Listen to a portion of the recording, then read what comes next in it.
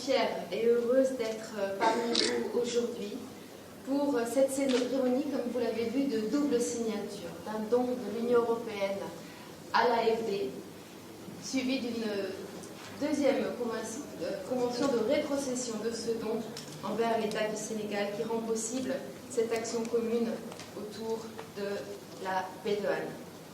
Je suis très honorée de le faire en présence du ministre de l'économie, bien sûr, du Sénégal, mais aussi Madame de vous-même, la secrétaire d'État auprès du ministère de l'économie et des finances français.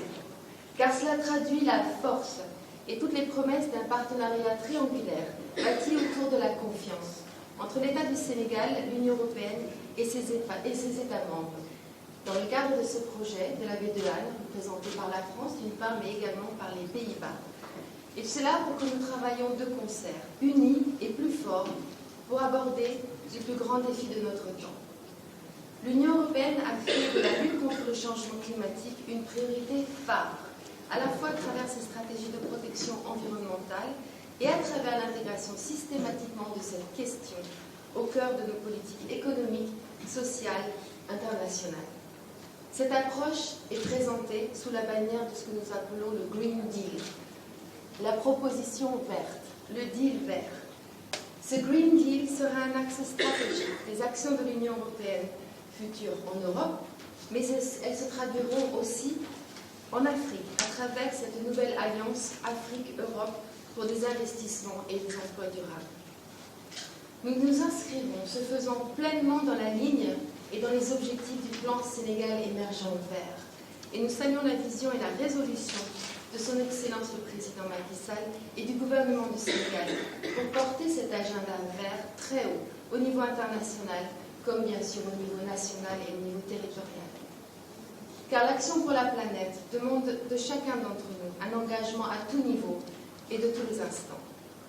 Je me réjouis donc de l'opportunité qui nous est donnée aujourd'hui de marquer encore une fois notre communauté d'approche et de volonté pour conjuguer nos efforts dans ce domaine, à quelques jours du démarrage à Madrid de la COP25.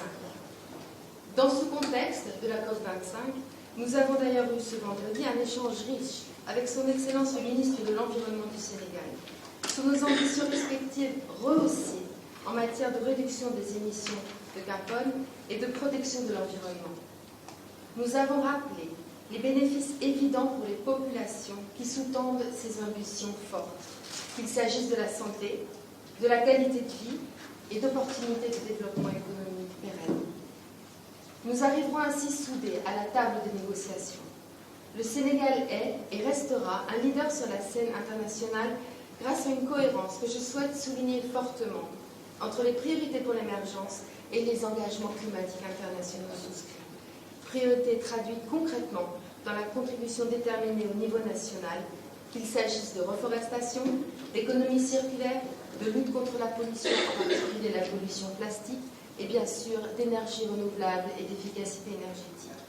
Toutes ces priorités sont soutenues également par les partenaires et en particulier l'Union européenne. Le projet de dévolution de la baie de Han est un parfait exemple de cette conjugaison d'efforts pour une planète verte, une planète propre. Il fait renaître pour les habitants de cette zone, frappés par les conséquences d'une pollution de multiples sources, la perspective de vivre dans un cadre de vie plus sain. C'est une question bien sûr de santé publique, mais c'est aussi une question d'ordre économique, de pêche et de tourisme. Et c'est une question, bien sûr, de sensibilisation de tout un chacun aux questions environnementales. À travers ce projet, l'Union européenne s'est engagée à vos côtés, Monsieur le Ministre, pour assurer le traitement secondaire des eaux usées de la station de traitement de Petit Mbao. Ces investissements vont considérablement améliorer la qualité de rejet des eaux traitées en mer et par conséquent la qualité des eaux de la baie de Han. Ils vont ainsi permettre au projet de répondre strictement aux normes environnementales internationales. L'atteinte de ces résultats et le bon fonctionnement de cette station est par ailleurs conditionnée à une mise à niveau environnemental des industries de la zone du projet. Et je ne peux que vous encourager, Monsieur le Ministre, à œuvrer pour mettre en place les mécanismes incitatifs tels que la stratégie pollueur-payeur pour que le secteur privé contribue à sa juste mesure et également à la réussite de cette ambition commune de ce projet de la baie de Han. Notre coopération dans le domaine de l'eau et de l'assainissement est déjà très forte, notamment à travers notre appui budgétaire conjoint avec l'AFD. Elle se poursuit dans ce secteur avec ce nouveau projet. Sa contribution à l'amélioration des conditions de vie et de santé des populations est immédiate. Nous assurons ensemble la réalisation de plus de 20 km de réseaux secondaires d'eau usée avec au moins 2000 branchements domiciliaires. Des dizaines de milliers de personnes accéderont à un assainissement de qualité, un environnement plus propre. Ce cadre de vie plus sain renforcera l'ancrage des citoyens dans leur quartier auquel ils sont toujours, et c'est légitime, très attachés. Enfin, Monsieur le Ministre, permettez-moi de relever que cet ambitieux programme de dépollution de la baie de Han a pu finalement voir le jour grâce au partenariat exemplaire entre le Sénégal, l'Union européenne et ses États membres. Je voudrais saluer encore une fois la participation très active et très conséquente de la France, mais également des Pays-Bas à ce projet emblématique. Par la conjugaison de ces efforts stratégiques, de nos forces et de notre expertise, au bénéfice des citoyens, l'Europe offre ici ce qu'elle a de meilleur.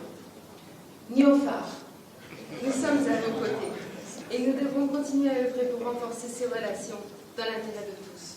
Je peux vous assurer, Monsieur le Ministre, que ce partenariat riche et multiforme va se poursuivre et s'intensifier.